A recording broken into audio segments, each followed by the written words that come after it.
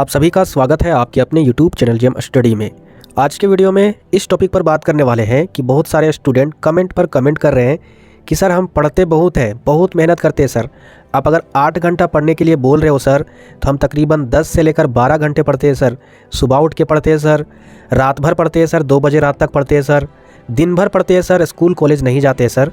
लेकिन फिर भी जैसे ही अगर स्कूल में एग्ज़ाम हो रहे हैं, प्री बोर्ड एग्ज़ाम हो रहे हैं, या फिर आप लोग प्री बोर्ड एग्ज़ाम दे चुके हैं, या फिर आप लोग अगर घर में टेस्ट सीरीज़ देते हो तो आंसर नहीं लिख पाते हो। ये तकरीबन सारे स्टूडेंट के अंदर ये प्रॉब्लम क्रिएट हो रहे हैं अभी के टाइम पर, ठीक है। तो आखिर इस प्रॉब्लम को कैसे सोल्व किया जाए? इतना पढ़ते हुए भी हम लोग उत्तर नहीं लिख पाते हैं, सही आंसर ही नहीं लिख पाते हैं। अगर वो उत्तर लिखना चाहते हैं, जैसे मान के चलिए इतिहास का कुछ क्वेश्चन हो, आप उसे याद करके आप एग्ज़ाम अगर आपका सुबह हो, आप लिखने के लिए गए, ठीक है। अब आप जैसे ही लिखते हो, 2 लाइन लिखे, 2 लाइन लिखने के बाद तीसरे लाइन में आप अटक जाते हो, आंसर आता ही नहीं है। क्या करना पड़ेगा उस समय, कैसे लिखना पड़ेगा, समझ में ही नहीं आता है। आप टेंशन में डूब जाते हो और फिर उस क्वेश्चन के आंसर को आप क्या करते हो, अधूरा छोड़ के आते हो, या फिर उसे जैसे तैसे ख़राब राइटिंग से डिप्रेशन और टेंशन के कारण लिख कर आते हो, जिससे नंबर आपका ख़राब मिल जाता है। तो इसी मुद्दे पर बात करने वाले हैं। पॉइंट आपको बताएंगे, कुछ गलतियाँ बताएंगे जिसे नहीं करना है। मुझे लगा कि ये वीडियो बहुत ही इंपॉर्टेंट है, क्योंकि कितना भी पढ़ा दो स्टूडेंट को, अगर इस तरीके से वो नहीं फॉलो करेंगे नियम को, तो फिर वो आखिर में यही गलती करके बैठेंगे एग्ज़ाम में, फाइनल एग्ज़ाम में, जो अभी प्री बोर्ड एग्ज़ाम में गलती कर रहे हैं। तो आखिर ऐसा प्रॉब्लम होता क्यों है, वो ध्यान से समझिए। सबसे पहले देखिए स्टूडेंट करते क्या है। आपने अगर 5 नंबर के क्वेश्चन आपने याद किए, ठीक है, चाहे क्लास 10th का क्वेश्चन हो, चाहे क्लास 12th का क्वेश्चन हो, खास करके एसएसटी की बारे में बात कर रहे हैं। क्यों? क्योंकि बहुत सारे स्टूडेंट जब कमेंट करते हैं तो उनसे मैं भी कमेंट करके सवाल पूछता हूँ, क्या आपको मैथ में ऐसा प्रॉब्लम है क्या? तो बोलते हैं नहीं सर, मैथ में तो हो जाता है आंसर, जैसे जैसे स्टेप हम लोग सॉल्व करते हैं ना सर, तो मैथ का आंसर आराम से सॉल्व होने लगता है, रिविज़न करते हैं। लेकिन एसएसटी क्लास 10th के लिए, एसएसटी और क्लास 12th के लिए आर्ट्स वाले जो भी सब्जेक्ट है, वो क्वेश्चन आंसर याद नहीं कर पा रहे। तो मेन रीज़न क्या है? तो स्टूडेंट से जब मैंने पूरी डिटेल से पूछा तो स्टूडेंट क्या बताते हैं, मेरे ऑफलाइन वाले भी स्टूडेंट यही बताते हैं, उनसे भी मैंने पूछा, और ऑनलाइन वाले भी स्टूडेंट जो मैसेज करते हैं उनसे भी मैंने पूछा। पहला पॉइंट ये बताते हैं कि वो जब तैयारी करते हैं, क्या करते हैं, या फिर वो वीडियो के माध्यम से जो भी इंपॉर्टेंट क्वेश्चन है, लॉन्ग टाइप क्वेश्चन, दीर्घ उत्तरीय क्वेश्चन, उसको क्या करते हैं, वीडियो के माध्यम से देखते हैं, चाहे कोई भी चैनल हो जिसके पास उनको समझ में आता है, ठीक है। मैंने कहता हूँ कि आप मेरे ही चैनल से देखिए, जिनके पास समझ में आता है वो देखते हैं, आंसर पूरा डिटेल से समझ में आ जाता है, जैसे कि एक कहानी हो।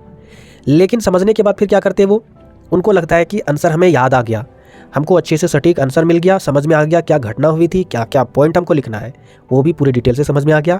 अब वो क्या करते हैं, उस वीडियो को देखकर उसके बाद फिर दूसरे क्वेश्चन को देखते हैं। इसी तरह तकरीबन हर एक चैप्टर का वो रिवीजन कर रहे हैं।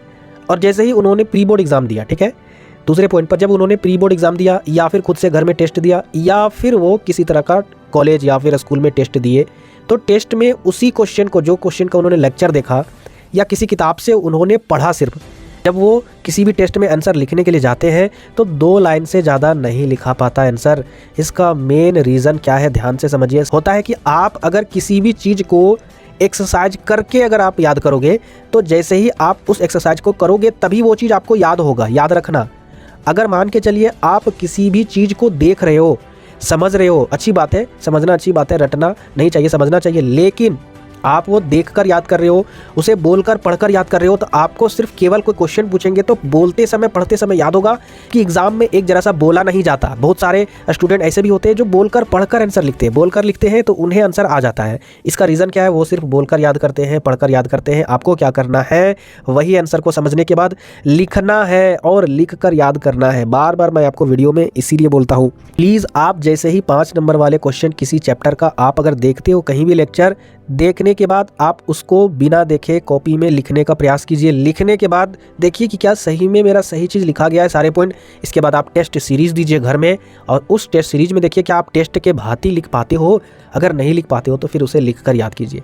अगर क्वेश्चन नहीं भी आता है, क्वेश्चन को लिख लीजिए और आंसर को एक बार पढ़ के फिर उस आंसर को लिख लीजिए, देख कर लिख लीजिए। जी हाँ, उसके बाद बिना देखे लिखने का ट्राई कीजिए। अगर नहीं लिखोगे तो 100% यही प्रॉब्लम फाइनल एग्ज़ाम में होने वाला है। अगर अभी भी मौका है आपके पास, सुधारना चाहते हो इस प्रॉब्लम को, तो प्लीज़ क्वेश्चन के आंसर को लिखकर याद कीजिए। यही आपके लिए मेन सोल्यूशन है इसका, और इसके अलावा कोई भी सोल्यूशन नहीं है, ठीक है। इसीलिए आपसे रिक्वेस्ट है, क्वेश्चन के आंसर को लिखिए, वही आपके लिए बेटर होगा।